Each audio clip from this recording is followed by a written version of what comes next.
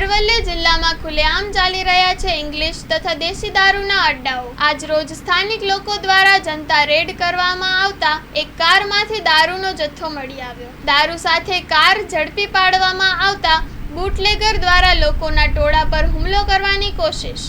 અન્ય વધારે પબ્લિકનું ટોળું આવી પહોંચતા બુટલેગર કાર મૂકી ફરાર। આવા અસામાજિક તત્વો સામે અરવલ્લી જિલ્લા પોલીસ વડા ક્યારે હાથ ધરશે કાર્યવાહી? Story report by Rakesh Zala, Aravalli.